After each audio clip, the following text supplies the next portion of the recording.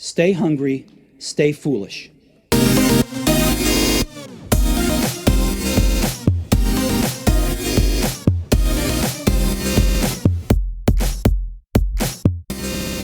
Businesses can't be run on gut instinct. That was for our primitive tribal days. To run a truly successful business now, leaders must take a rational approach to making significant decisions to avoid catastrophes, maximize their bottom line, and succeed against competitors. General Electric, Boeing, Motorola, great companies die on the altar of bad decision making. And in this quicksilver economy, no business leader can afford to make a mistake. They need a step-by-step approach to arriving at better decisions that sustain the business, help achieve their goals, and edge out their competitors. Our guest is a leading expert on avoiding business disasters and draws on 20 years of extensive consulting, coaching, and speaking experience to show how pioneering leaders and organizations, many of them his clients, avoid business disasters. We welcome author of Never Go With Your Gut, How Pioneering Leaders Make the Best Decisions and Avoid Business Disasters, Dr. Gleb Tsipursky. Welcome to the show. Thank you so much for inviting me, Aidan. It's a pleasure. Great to have you on the show. I'm going to start today's show with an excerpt from your introduction to the book, and it goes as follows. Our authentic selves are adapted for the ancient savannah, not for the modern-day business world. For the sake of our bottom lines, we must avoid going with our primitive instincts, avoid going with our guts. Now, this is something that's very relevant in peace times, but in times of war like we're in at the moment with the COVID pandemic, fear is added to the mix. Understanding and knowing our human frailties is a huge advantage, Gleb. It really is. And so here we have to understand what our gut is adapted for. And as you said, it's adapted for the ancient savannah, not the modern business world. Now, what does that mean? Well, in the ancient savannah, we lived in small tribes of 15 people to 150 people. We were hunters, gatherers, and foragers. And our biggest response to threats was the fight or flight response. So think about that. Our gut reaction when we see a threat is to either fight or flee. That's the natural response. That's what we feel like. That's what feels right, whether in business or in personal life. Now, it's also called the fight or flight response because our ancestors had to jump at 100 shadows to get away from that one saber-toothed tiger. In the savannah environment, that was great because the threats we faced were immediate, intense in the moment. Those were the kinds of threats we faced. But you might notice there are many less saber-toothed tigers in the modern day. Unfortunately, we overwhelmingly treat threats like they're saber-toothed tigers. So let's say the COVID-19 pandemic. Think about that. How did people respond? Ordinary people responded in either of two ways. They either ignored the information, said that it's okay, it's not going to touch me, blitz spirit, we're going to be fine. Nothing is going to happen to us. That's one way. That's fleeing. They're fleeing from the reality of the information. And the other response, of course, is the fight response, where they go to the stores and buy up all the toilet paper because somehow their instinct feels like they should use that to fight the invisible germs that are coming to get them. That's the fight response. And businesses did the same thing. A whole bunch of business leaders, political leaders, Boris Johnson, of course, in the UK and others ignored this threat. They thought that it wouldn't be a big deal. Maybe let it wash over the UK from the UK government perspective, or from business leaders in the UK, they ignored it. A whole bunch of them said, well, it's not going to impact us. And prominent banks, financiers also said that. And a whole bunch of others just went to their emergency plan, their continuity plan. They treated it as a in-the-moment emergency. And of course, it's not that. It's a slow-moving train wreck. It's a slow-moving, gradually rising crisis that then overwhelms the system, the situation, everyone. And this is something that our gut reactions are completely unprepared for, absolutely not prepared for. There was nothing like that in the savannah environment. That's not what we're evolved for. And the specific dangerous judgment here that we have to pay a lot of attention to is called the normalcy bias.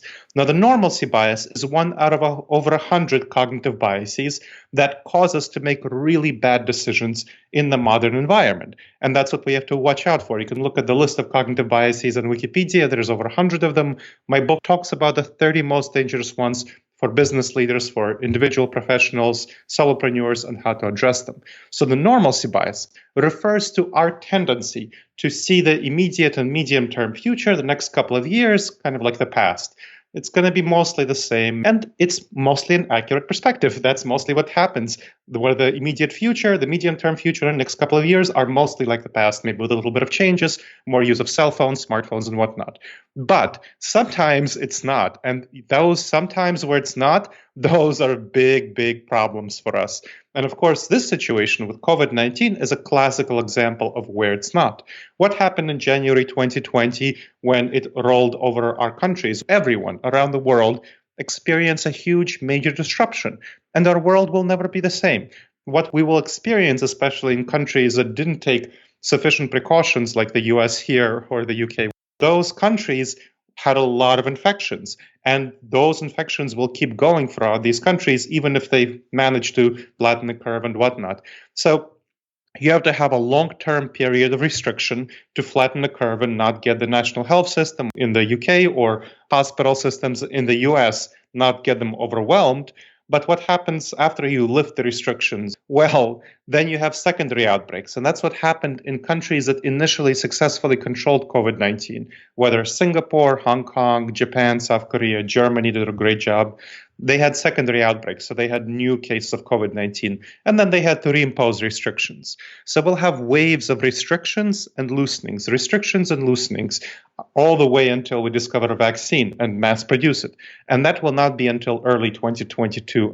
That's the earliest reasonable, most optimistic timeline when we can have it. Most likely it'll be closer to 2023, 24 when we can get a vaccine.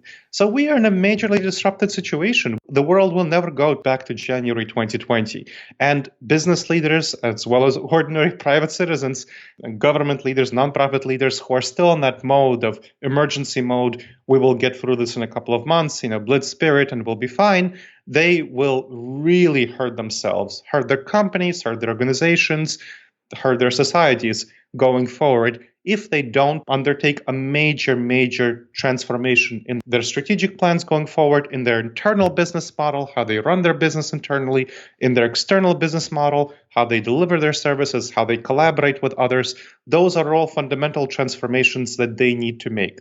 And it doesn't feel like that. It's very counterintuitive. It's incredibly difficult to accept. A lot of people with whom I talk about this, even a lot of my clients, it takes a whole bunch of conversations for them to slowly, gradually come to accept that we're in a new normal, or a new abnormal, as I like to say, that we're in a new abnormal and things will never be the same. It feels very counterintuitive, but it's true. And this feeling of counterintuition, of going against your gut instincts to realize that, hey, we are in a really different situation, that's the kind of things you need to do to address cognitive biases. And it feels very hard, it feels very difficult, but if you don't do it, you're really going to be in a bad situation. Your work in business disasters, essentially, you advise clients. For years, you've been doing this, for 20 years, and you did it before the 2008, 2009 downturn.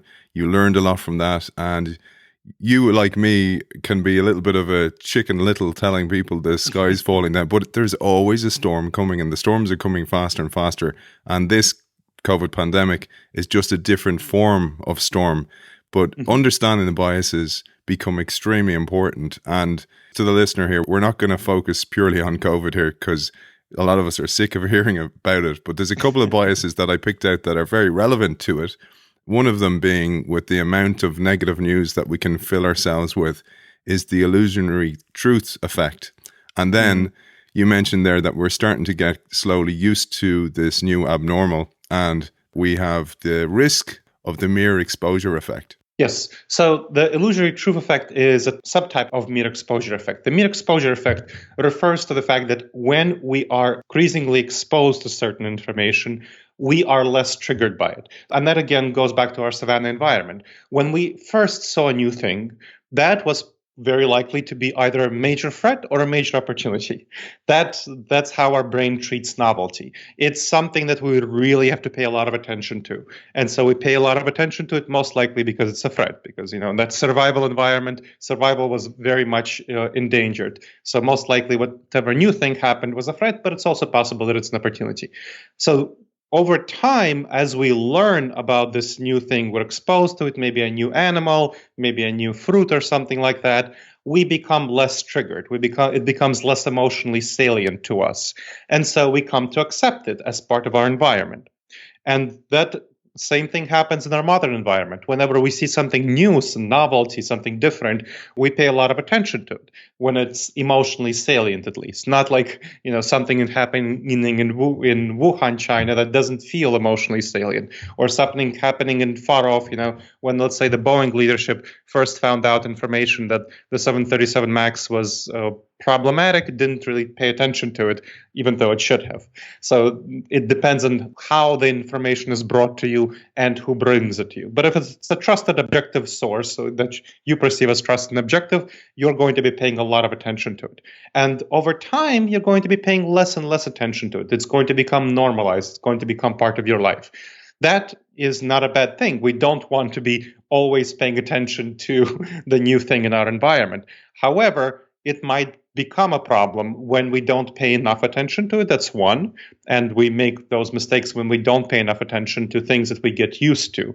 That's one. Now, the illusory truth effect is a subtype of this that really hurts us. So the illusory truth effect refers to the fact that whenever something is repeated, whenever you're re-exposed to information, you come to accept it more. So again, whenever you hear a new piece of information and then you hear it again and again, you come to accept it as more truthful, more real than it is. You see, right now I just did this thing. I said the same thing twice and in different words. And the second time it felt more believable. It felt more like, oh yes, this makes sense.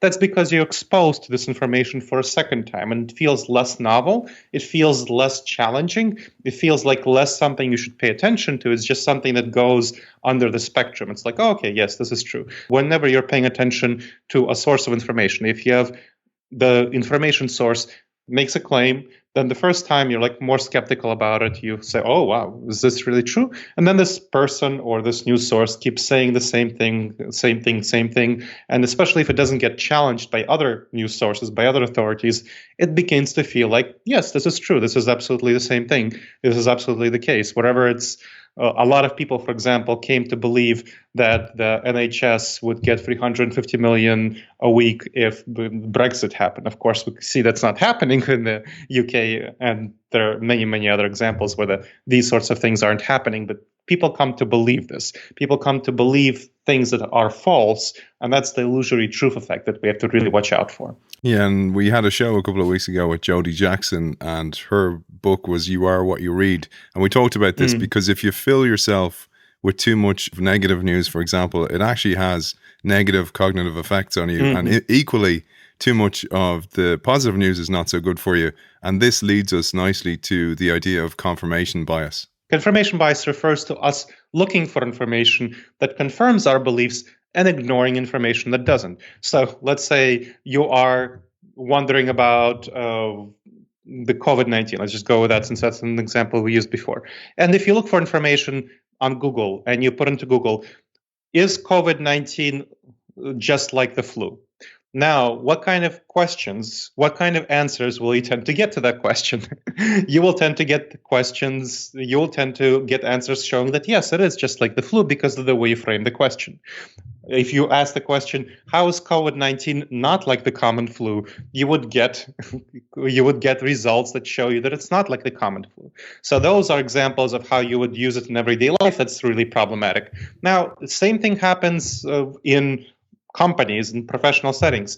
We'll go back to Boeing since we used that as an example. So Boeing, what it looked for, the leadership ignored information that the 737 MAX was not safe, that was coming out from inside the company. They had a lot of sources telling the leadership, telling their supervisors, and going directly to the Boeing top-level leadership, telling them that it's not safe. I mean, you had internal emails, and I'm quoting directly here, that came out in January 2020, saying that this is a plane created by monkeys supervised by clowns.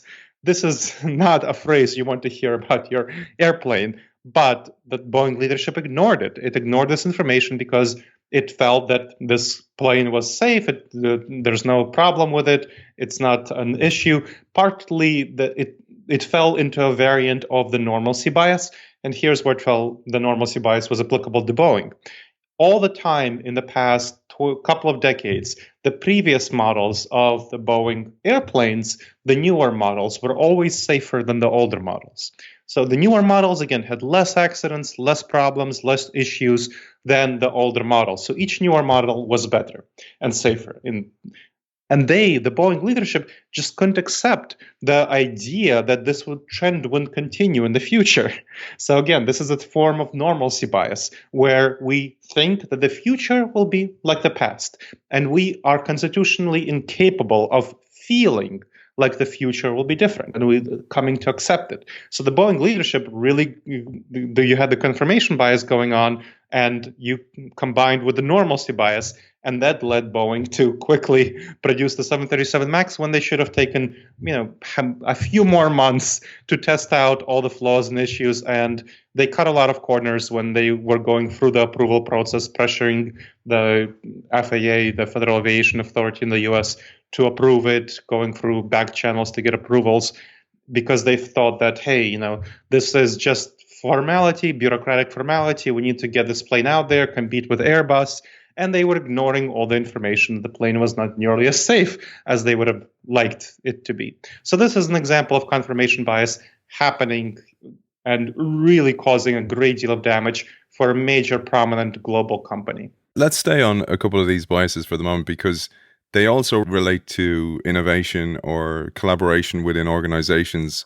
So we want to bring it to that level as well. And one of the ones that I feel so strongly about from my diversity perspective, right back to the early roots of diversity within countries, was the mere exposure effect. So, for example, if you saw somebody who had different colored skin than you, when there wasn't many in your country, at the start, your brain, again, fears that, and you tend to reject it, and it ends up creating racism, etc., because we are wired that way. So that's really important to understand. But building on that and building into how we see other departments within organizations, we often treat them differently, and particularly even the information they bring us, we'll rate it very, very differently.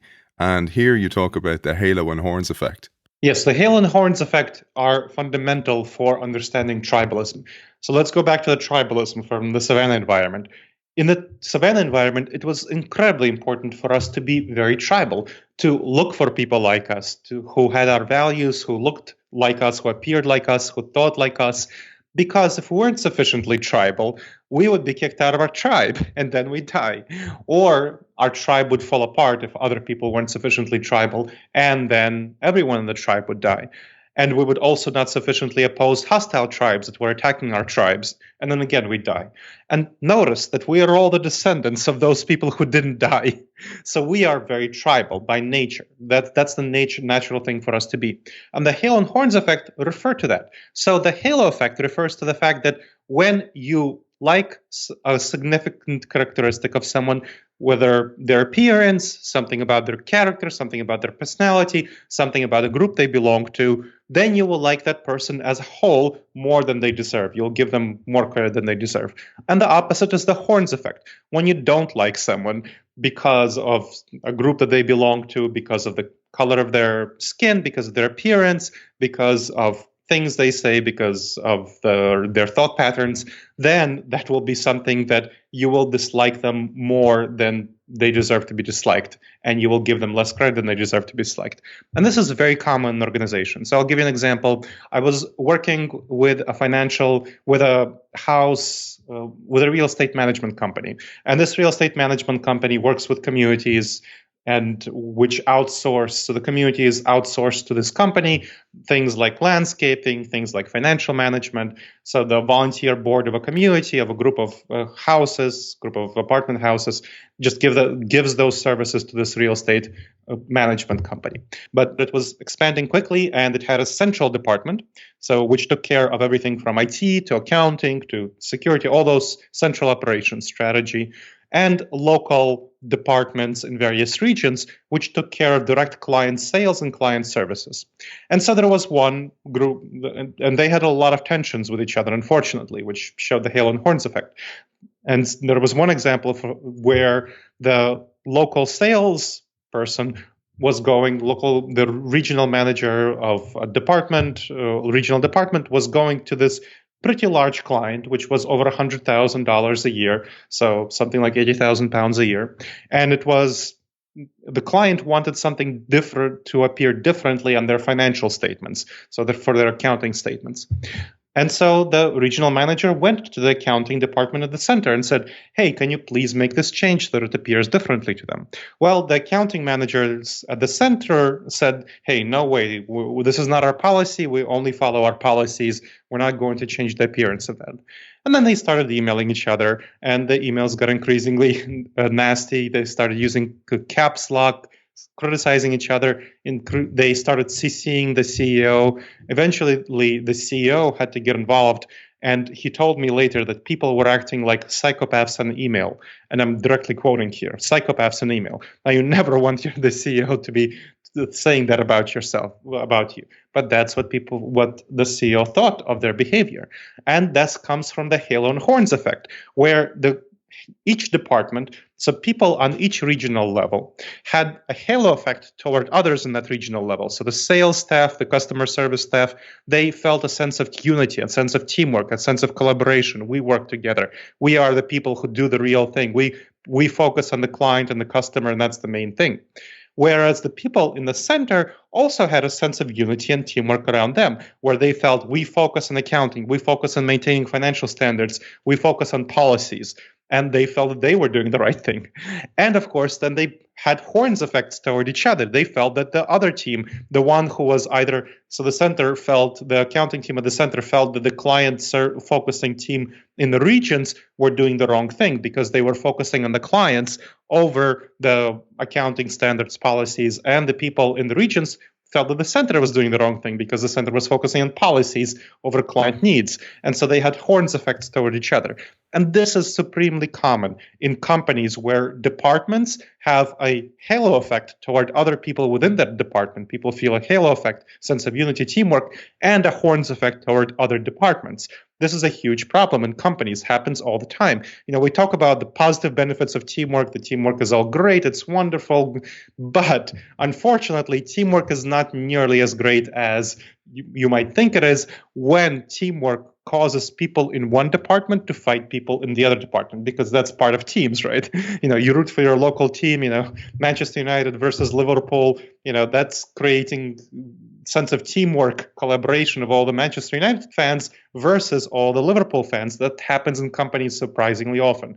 So we had to do a lot of training around addressing this issue, around highlighting that this is a halo and horns effect issue, this is a tribalism issue, and this harms the company overall when you have these sorts of conflicts.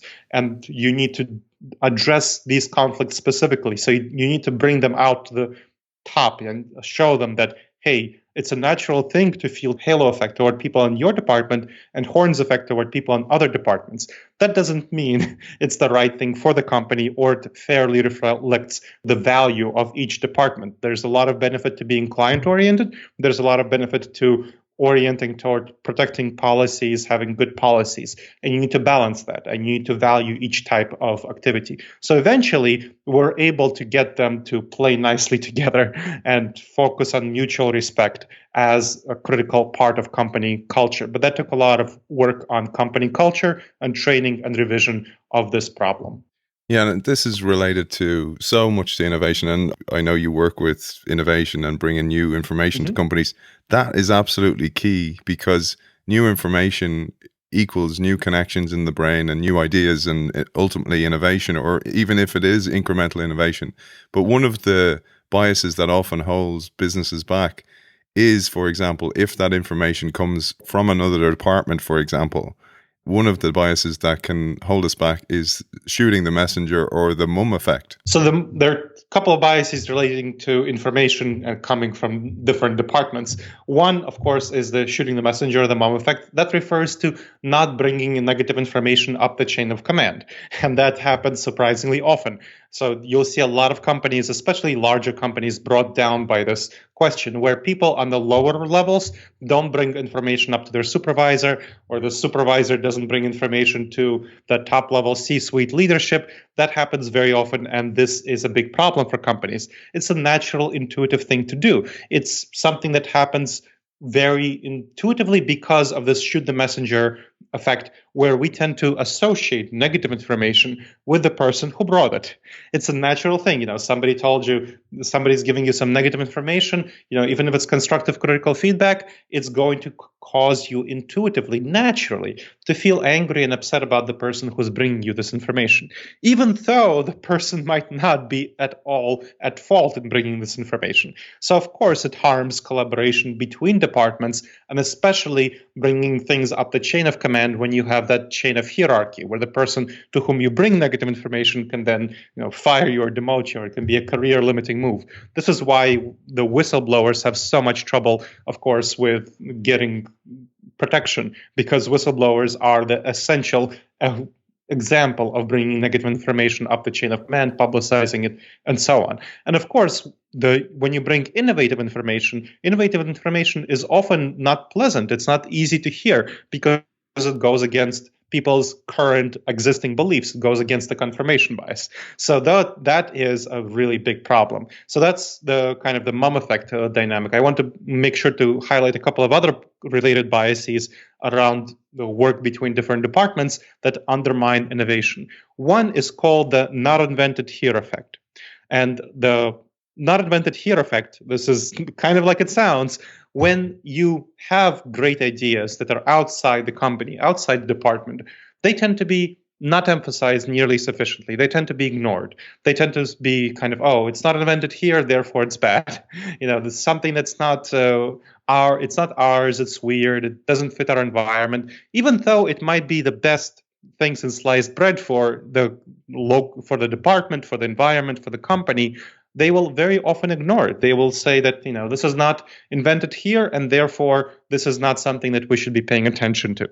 That's one thing that impedes innovation. The other thing that impedes innovation is called the IKEA effect. Now, the IKEA effect is really interesting. It's when you invent something, you create something, and then you value it more than you should. It's named after, of course, the Swedish furniture store IKEA, where famously, according to extensive studies, when people put furniture together themselves, they value it much more than the actual value of the furniture on the free market. So, you put together a table and somebody that's worth $50. Objectively on the market, that's what people would pay for it. But you wouldn't let go for it. You'll let go of it even if when you sell it, you're not going to sell it for less than $100. So if you're trying to get rid of it, trying to sell it, you're not going to sell it, even though you really should sell it at $50. Now, often the same thing happens with home improvements when people do home improvements. And for businesses, this is why businesses very often ask too much for their products. So products that they create, that they launch, they ask too much for them compared to market value. That's one. So it's when people are trying to sell a business, they very often ask for way too much compared to what the actual objective value of the business is. Now, the actual objective value of the business, when you want to sell a business, so if you're a solopreneur, if you're a small business owner, and you're trying to sell a business, you generally want to multiply the profits of the business by 2 times to 3 times, and that will give you the value of sales. And that's very uncomfortable for people to hear because they think it should be 10 times the value of sales or 20 times the value of profit, or they want to multiply it by revenue instead of by profit, which again, considering costs, that doesn't make sense, but that's what people tend to want to do. So this is why a lot of people run into a lot of trouble when selling businesses. And this is something I have a lot of conversations with my clients about when they're trying to sell their business and they're wondering why people aren't buying. And I'm like, okay, the innovation aspect of it is when you create an idea inside your department, your company, you tend to value it a lot and value it more than it should be worth. So you create an idea, you tend to hold on to it. You think it's the best thing since sliced bread, and it's actually not nearly as good as you think it is, but you tend to value it way too much compared to how good it actually is compared to the space of ideas out there. We're going to come back to individuals in a second, but let's bring it to an organizational change perspective, looking at the thinking and the wiring that restricts us. So, for example, I work in an organization. I'm convinced we need to innovate. I bring some step change suggestions to my senior partners, and they insist on more market research, which is information bias, and then suggest we just tinker with existing products and incrementally improve them. How about you deconstruct this from a bias perspective, Gleb, because this is a situation so many of our listenership find themselves in as change makers and entrepreneurs within organizations. So the information bias is a really important one. It's where we tend to seek too much information before making a decision. And this is something that you really want to be careful about. Whenever you're making a decision, whenever you're deciding on what to do, you want to make the information that you seek proportional to the importance of the decision. So if it's a small decision, not too important, you don't want to spend too much time looking for information. If it's a medium decision, something that makes a significant impact on your bottom line, but not really fundamental, then you want to spend somewhat more time, but not too much time. If you're actually trying to decide on your major next product for the next 3 years or major pivot in strategy for your company, then you want to spend a whole bunch of time on evaluating this question. So the step changes depend, of course, on how important the step changes are.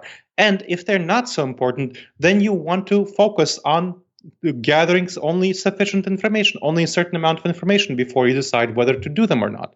And again, one of the greatest ways of gathering information is to experiment. Launch an experiment and see what kind of information you get from the experiment. Because could be a lot of hypotheticals in your head where, this thing can happen and another thing can happen. And this will be proven by you launching a small experiment. So this is my best suggestion for addressing some of this, what's called the status quo bias, where people tend to be very much oriented toward the status quo. Now, just to be clear, the status quo bias is, again, one of those things that comes from our evolutionary heritage.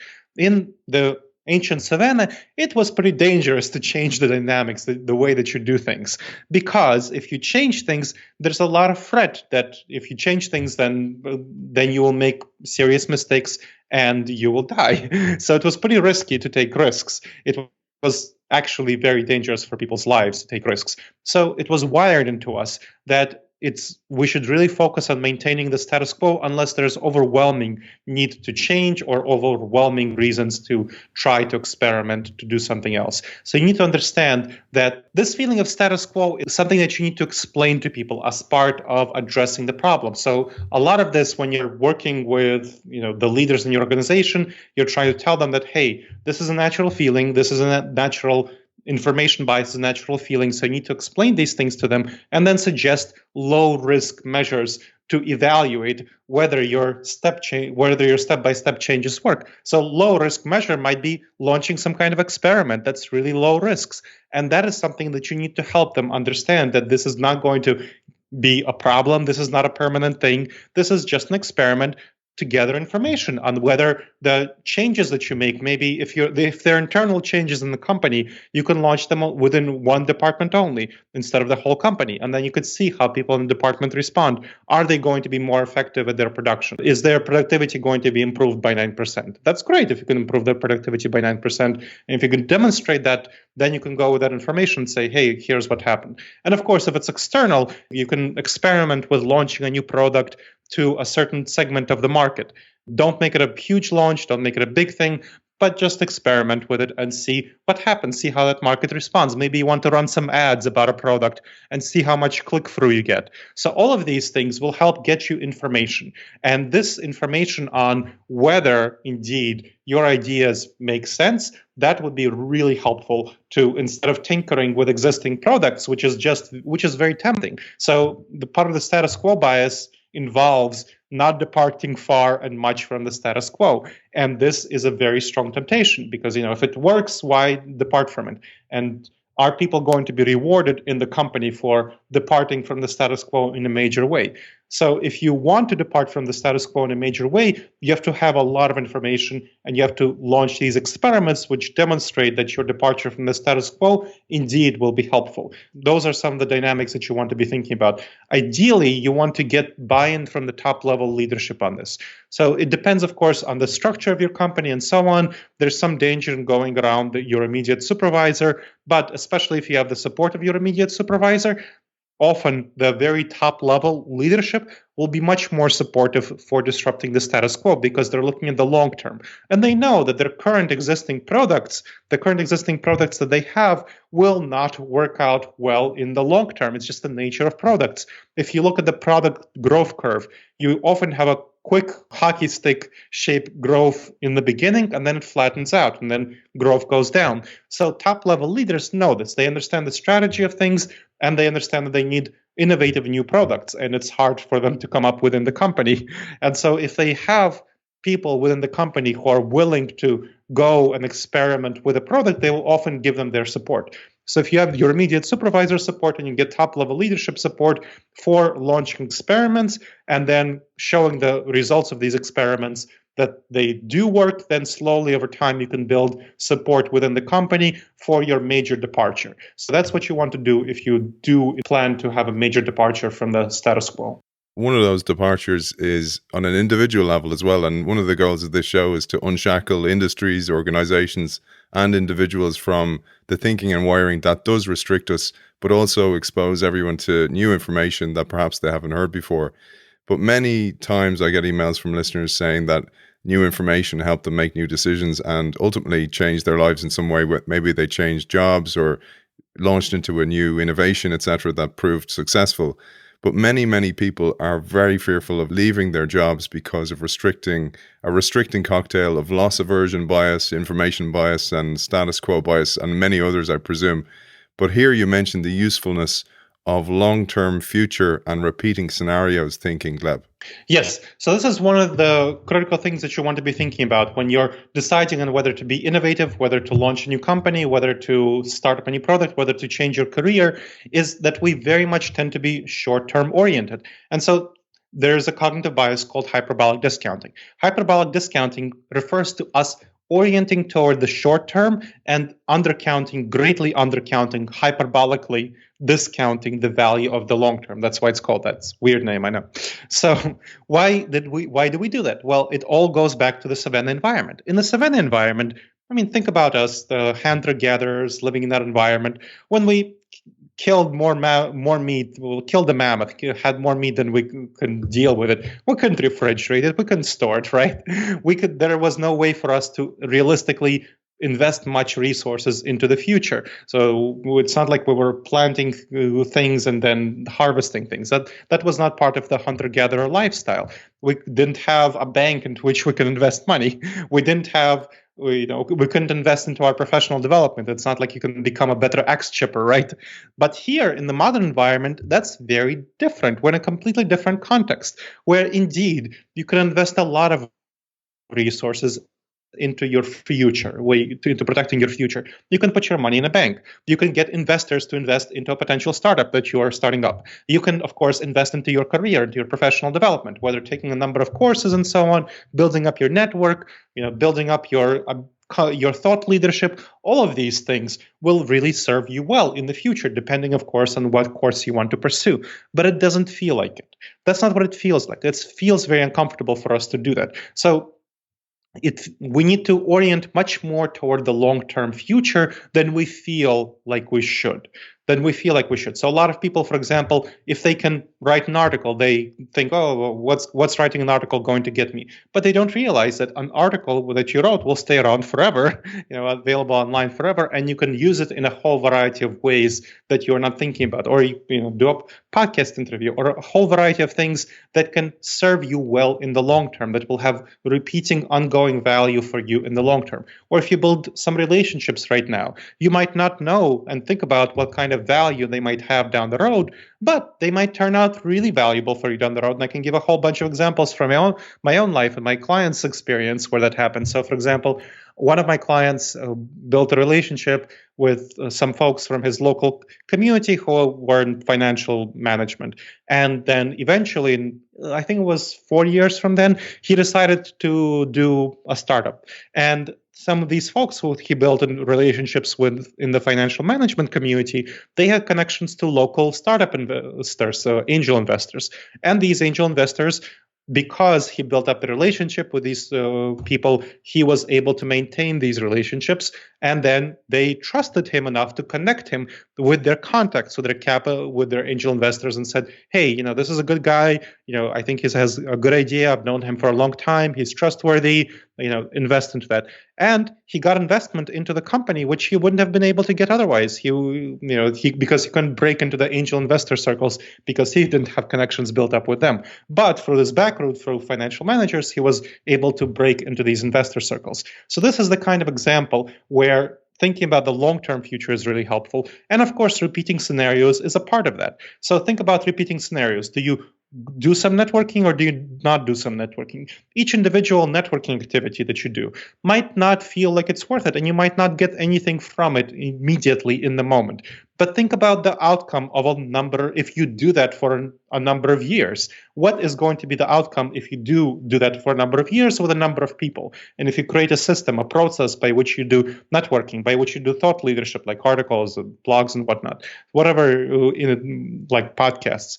All of these things over time will spread, either the blogs and podcasts and articles will spread information about you, and the relationships will slowly cultivate trust. In each successful networking engagement with each individual helps build up trust with that individual. And of course, if you have a system and process of a number of people, then you're building up trust with a number of people. And so you're building up your social capital going forward, or your thought leadership with articles.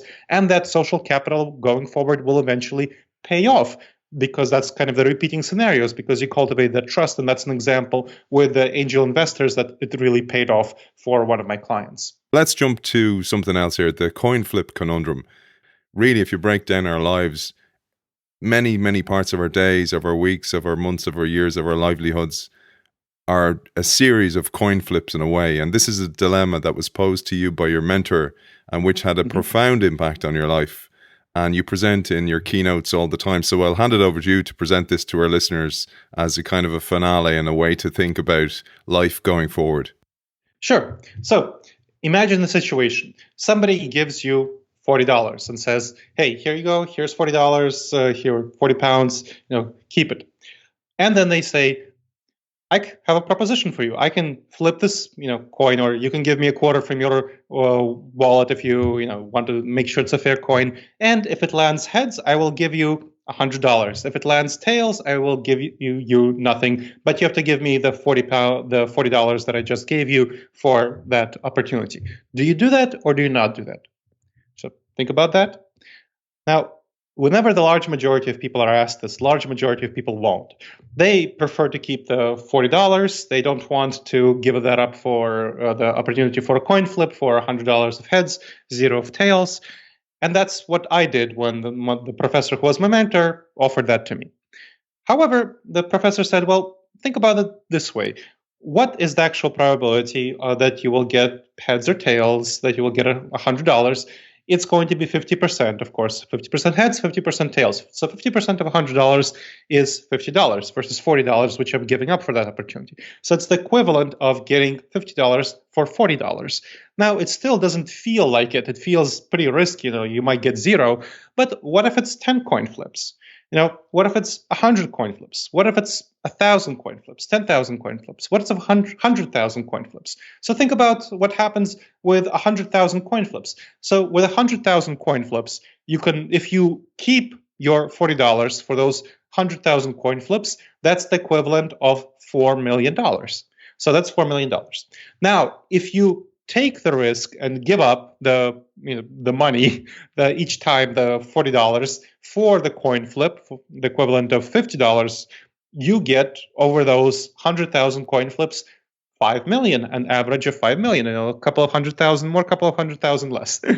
So that is what you're giving up. It's the equivalent of holding on to 4 million and giving up 5 million each time that you choose to not pay $40 for a coin flip with a heads $100 and tails $50. Now, when I heard that, I was pretty confused. I told the professor, "Well, why didn't you tell me that? If you told me that it's a repeating scenario, especially 100,000 times, I would have thought about this differently." And what the professor said is that this is the same thing that all people experience. we treat each individual decision in front of us as a one-time decision. That's what it feels like. It feels like a one-time decision, and we don't want to lose. That we are constitutionally built to not want to lose, because in the savannah environment, I think back to that long time ago, it was very risky to bet something. We had very few resources. Each resource was precious, and if we won a whole bunch of resources, I already gave the example of if you took a serious risk to kill a mammoth, and you might be injured or something like that, however likely the likelihood is, and you might die. However, you might also get a mammoth, but then a lot of the meat will go to waste. It will rot because you won't be able to eat the meat. So is it really worth it to pursue a mammoth, take that huge mammoth risk? You probably don't want to do that in that environment. You probably want to pursue something safer. In our current environment, we can actually use that whole mammoth meat, take that risk. About 50% of all startups fail within the first 5 years, about 2/3 of them fail within the first 10 years, and about 3/4 fail within the first 15 years. But if you do succeed, sometimes you can make a lot of money. And of course, you can make the likelihood of success better and higher when you the 75% chance of failing within 15 years if you go about it smartly. But you can make quite a lot of money from risking some of your money and some investor money, right? So that is something that you need to be thinking about. What kind of choices are you making each day? Each time that you're facing a choice in front of you, it feels like you don't want to lose. That's called loss aversion. It's one of the most pernicious cognitive biases that we're facing, one of the most harmful ones, where because we don't want to lose our resources, we don't take risks that we really should take. And our whole life, the professor told me, and what I really learned experience that really blew my mind, is kind of made up of 100,000 coin flips. Each day we're taking a risk. Do we send that email or do we not send that email? Do we ask someone for help or do we not ask someone for help? Do we ask someone out on a date or not ask someone out on a date? All of these sorts of things. So personal life and professional life. Do we ask someone to give a referral to us or not give a referral to us? All of those things, it feels scary, but what are the consequences? Somebody might think that, hey, you are too arrogant to ask a referral from me, or they can say, great, sure, I'll give a referral, and then you can make the most important connection of your life. So these are the kinds of things you want to be thinking about, and you want to treat each individual choice in front of you as part of a long series of choices, as part of a repeating series of choices. And that's where you can change fundamentally, in a very fundamental, basic way, your thinking, your perceptions, to orient toward the 5 million, not the 4 million, because you want to overcome that gut intuition, not to do the safe choice, and orient toward 5 million. Who wouldn't want 5 million over 4 million over the course of your life, right? In order to get the 5 million, you have to set a policy for yourself in order to make sure that you overcome your gut reactions, which are really going to be damaging for you. I mean, that difference is a 20% difference over your lifetime. Think about 20% of your salary over your lifetime. That's going to be pretty sucky if you don't get 20% of your salary over your lifetime, especially with compounding interest. So you want to orient toward getting 5 million, not 4 million. You want to orient toward making smart risks, and our gut reactions are not oriented toward doing that. Yeah, and the other thing is, it's a trait of innovators and change makers. But I thought I'd share this because I think it's pretty important what you say here, and it will explain why I've done shows on mindfulness and meditation in the past, because they really do, and you're a neuroscientist, and brain experts and neuroscientists tell us that mindfulness and meditation change the structure of your brain and can enhance our cognitive capacity and skill set. And it's so important to be able to deal with our cognitive biases as well. It really is. And this was surprising when I saw the research on this. I did mindfulness before for a sense of calm, for a sense of inner balance. But when I saw research on the focusing effects of mindfulness, this really helped me understand that it also helps with decision making, helps with addressing cognitive biases. One of the most fundamental ways that we address cognitive biases is by noticing them, focusing on them. And mindfulness meditation really helps build up your attention, your ability to focus on things. So that's a fundamental skill, a fundamental trait, a fundamental aspect of mindfulness. And the more you practice mindfulness, the more you build up your focus, your attention. And of course, attention is incredibly important in our current world where there's so many things tugging at our attention. So it's not simply for cognitive biases, but in particular related to cognitive biases, you're much more able to notice all of the cognitive biases that we've been talking about, whether confirmation bias, whether loss aversion, status quo bias, halo and horns effect, all of these things. And by noticing them, that's the first step to overcoming them. And my book, of course, talks about that in much more detail. But the first step to overcoming these problems is by noticing them, and meditation helps you do that. So last thing then, you share 5 questions that we can ask ourselves to avoid decision disasters, whether that be in business or in any aspect of life. I'd love if you shared these 5 questions at a top level, Gleb. So, what important information didn't I yet fully consider is the first question. We have a lot of cognitive biases like the confirmation bias and similar ones that cause us to cherry pick information to go toward whatever choice we already prefer in a certain decision. But what you want to do is look for information that goes against your beliefs. Try to prove that you're wrong. If you can't prove that you're wrong, that's great. You're more likely to be right. But if you can prove that you're wrong, that's also great because then you'll make a better choice. Second, what dangerous judgment errors, cognitive biases didn't I yet address? So which of these cognitive biases didn't you consider yet? It depends, of course, on each decision. When you're dealing with people, the halo and horns effect might be at play. When you're dealing with risk choices, the status quo bias and loss aversion might be at play. So think about each one and as relevant to the decision that you're making. Third, what would a trusted and objective advisor suggest I do? So think about that angel on your shoulder. Think about what you would tell a close friend to do about a decision just like this one. You get about 50% of the benefit of this question just by asking it. And you get the other 50% of the benefit by calling your trusted and objective advisor, or if you're a millennial, texting this person.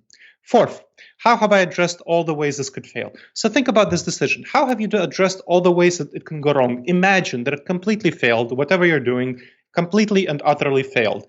Think about all the reasons why it failed. Why did it go wrong?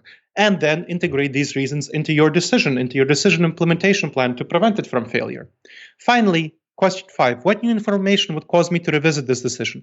What would cause you to change your mind? Now, when we make a decision, we're very emotionally attached to the decision. So it's called post factum justification, where we justify our decision after the fact because we made it, and therefore we would be wrong and bad if we had go back on the decision, unless we decide in advance what would cause us to change our mind, to revisit this decision. In that case, we are much more likely to revisit the decision if the initial decision proved to be not the right one, and we can make a much better decision going forward. And it just took me a couple of minutes to talk through these 5 questions, but these questions can save you thousands and thousands of hours and hundreds of thousands of dollars, in some cases for companies with which I've worked, if you ask them about every decision that you don't want to screw up. You'll ask them 5-7 times a day. Take a couple of minutes to ask them. That decreases your future work by thousands and thousands of hours, and again, hundreds of thousands of dollars. So I would strongly recommend that any decision that you don't want to screw up, you ask these questions about it. Yeah, and they're very helpful from a personal level as well, from getting on with people, from relationships, from family, from children, all these kind of things. You kind of go, is it really worth blowing my lid here, flipping my lid, because I'm going to have to live with the consequences going forward. So it's a really helpful book, and I highly recommend it, Gleb. Where can people find out more about you, your work, the book, etc.? They can find out much more about all of my work on disasteravoidanceexperts.com. Again, that's my website, disasteravoidanceexperts.com. There's videos, blogs, podcasts, decision aids, guides, manuals, virtual coaching, trainings, classes. You especially want to check out disasteravoidanceexperts.com/subscribe for a free 8 video-based module course on making the wisest decisions. Now, my book is available in bookstores everywhere. They might be shut around you. So if that's the case, you want to check it out online on Amazon, Barnes & Noble, Books A Million, wherever you get your books. And finally, I'm very available on LinkedIn. So if you have any questions about anything you've heard in this podcast, just connect with me there. Ask those questions. Happy to chat. Dr. Gleb Tsipursky, GlebTsipursky. Author of Never Go With Your Gut, How Pioneering Leaders Make the Best Decisions and Avoid Business Disasters, Dr. Gleb Tsipursky, thank you for joining us. Thank you so much for inviting me, Aidan. It's been a pleasure.